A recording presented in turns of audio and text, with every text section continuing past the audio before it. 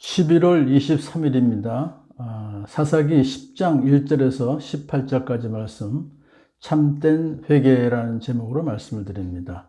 아비멜렉이 죽고 난 다음에 이제 돌라가 사사가 되어서 23년 동안 다스리다 죽었고요. 그 다음에 야엘이 일어나서 또 22년 동안 사사를 하다가 죽었어요. 자, 이제 야엘이 죽자 또다시 이스라엘 자손이 주님께서 보시는 앞에서 악을 저질렀습니다. 45년 동안이나 돌라 23년, 야엘 22년, 45년 동안이나 태평성대를 누리게 해주신 하나님을 참 그들이 경외하지 아니하고 하나님을 배반하고 이제 악한 일을 저질렀다 하는 것은 결국은 그들은 바알 신들과 아스타롯만이 아니라 주변 나라들의 그냥 모든 신들을 다 섬겼어요. 그래서 주님을 저버려 더 이상 주님을 섬기지 않았다. 그렇게 그 당시의 상황을 얘기합니다. 이스라엘 백성들의 우상 숭배는 매우 심각한 상태였습니다.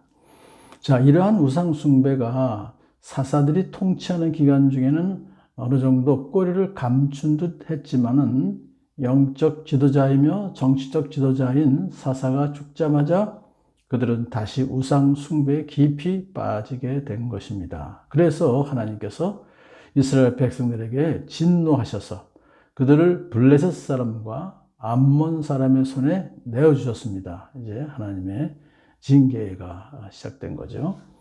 그래서 그 해에 그들이 이스라엘을 억압하고 학대하였습니다. 18년 동안이나 요단강 동쪽에 이스라엘 자손을 억압하며 학대했어요. 이제 그 다음에는 암몬 자손이 또 유다와 베냐민과 에브라임 지파를 치르고 요단강 서쪽으로 건너왔어요. 그래서 이스라엘은 온 땅이 고통이 막심하게 되었습니다. 그동안은 주로 이스라엘의 북쪽 지방 사람들이 고통을 당했었는데 외세의 침략에 의해서 이제는 이스라엘의 중심부인 유다, 베냐민, 에브라임 지파 사람들이 이제 고통을 당하게 돼서 전 지역에서 고통을 당하게 된 것이죠. 그때 비로소 이스라엘 백성들이 주님께 울부짖습니다. 우리 하나님을 저버리고 바알을 섬겨 주님께 죄를 지었습니다. 만일에 이것이 진정한 회개였다면 하나님께서는 그들을 용서해 주시고 사사를 바로 보내주셨을 것입니다만 그들의 울부짖는 소리를 들으신 하나님이 그들을 책망하십니다. 내가 너희를 이집트 사람과 아모리 사람과 암몬 사람과 블레셋 사람에게서 구원하지 아니하였느냐. 그러니까 하나님께서는 과거 출애굽 사건부터 시작해서 이스라엘 백성을 구원해 주셨던 이 일을 상기시키시는 것이죠. 이어서 사사 시대에도 그들을 구원하셨던 일들을 말씀하십니다.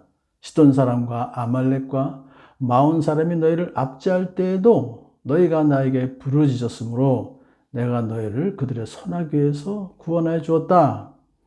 그렇게 내 사랑을 받았던 너희들이 어찌하여 나를 배반하느냐 그런 뜻이죠. 그런데도 너희는 나를 저버리고 다른 신들을 섬겼다. 이것은 한 번이 아니에요. 여러 번 그렇게 했다는 것이죠. 그러므로 내가 다시는 너희를 구원하여 주지 않을 것이다. 이것은 아내 된 이스라엘은 남편 된 여호와를 버렸다는 것이고요. 버렸을 뿐만 아니라 다른 사랑을 따라서 갔다는 것을 이렇게 말씀하시는 것이죠. 얼마나 하나님께서 진노하셨는지 내가 다시는 너희를 구원해 주지 않을 것이다.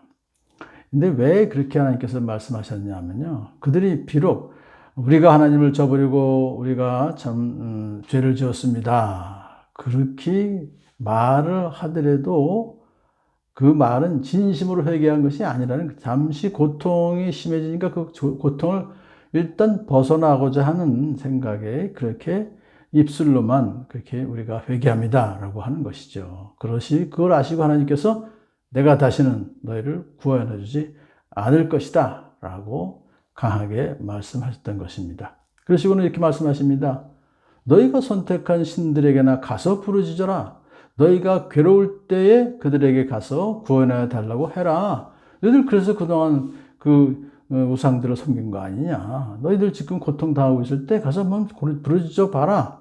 그러면 혹시라도 구원해 줄 자 아냐? 하나님은 그 우상이 구원해 주지 못할 걸 뻔히 아시잖아요. 그러면서 이제 그들에게 너희들 진심으로 회개하라는 것을 지금 말씀하시는 거예요.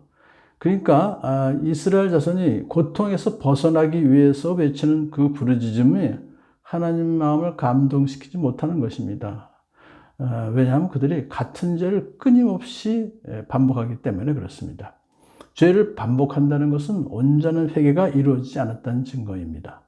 그래서 회개는 단순히 울부짖으며 잘못을 시인하는 것만으로 이루어지는 것이 아니라 마음과 영을 새롭게 하여 하나님이 원하시는 새로운 삶으로 변화되는 것, 그것까지가 있어야 회개가 되는 것이죠.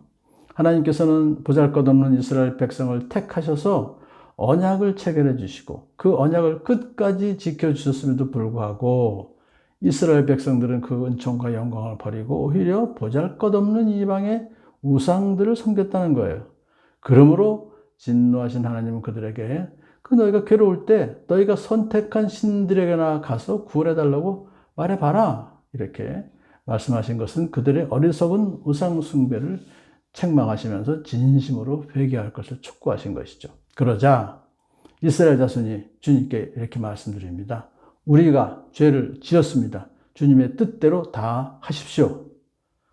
자, 이게 진정성이 있는 회개입니다. 이제 그들이 이처럼 하나님의 뜻에 전적으로 순종하겠다라고 하는 그 자세는 떼어내진 감이 있기는 하지만 그래도 그들이 진정한 회개의 마음을 가졌다는 것을 증거해 주고요.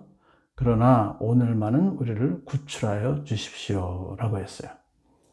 여기서 이 오늘만은 우리를 구출해 달라고 하는 이 제목이, 기도 제목이 염치 없지만 이렇게 간구한 것은 그들이 하나님의 백성들인 자신이 이방인들에게 계속해서 이렇게 압제를 당하면 하나님의 이름이 욕을 당하기 때문에 우리를 구해달라라고 간구하는 것이라는 거예요. 그래서 이 기도는 단순히 자신들의 고통을 벗어나기 위해서 원수의 압제로부터 구원해달라는 기도로 그치는 것이 아니라 자신들을 원수의 압제에서 벗어나게 하셔서 자신들의 범죄로 말미암아 더럽혀진 하나님의 이름이 다시 영광을 받게 해달라는, 참 그것이 진심으로 회개하는 그런 마음을 담은 기도가 되는 것이죠. 그렇기 때문에 이제 그 진심으로 회개하는 마음이 있었기 때문에 그들은 행동으로 나옵니다.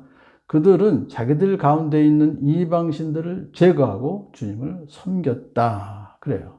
이것까지가 참된 회개인 것입니다. 그러자 주님께서 이스라엘이 겪는 고통을 보고만 계실 수 없으셨다.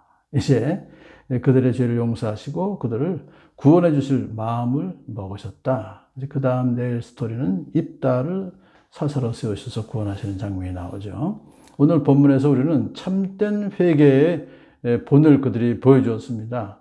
그래서 그들의 회개는 하나님 말씀을 듣고 자발적으로 이루어진 것이고요. 회개의 태도가 아주 진실하고 매우 아주 구체적으로 회개에 합당한 열매를 맺었습니다. 이것이 하나님이 기뻐하시는 참된 회개인 것입니다.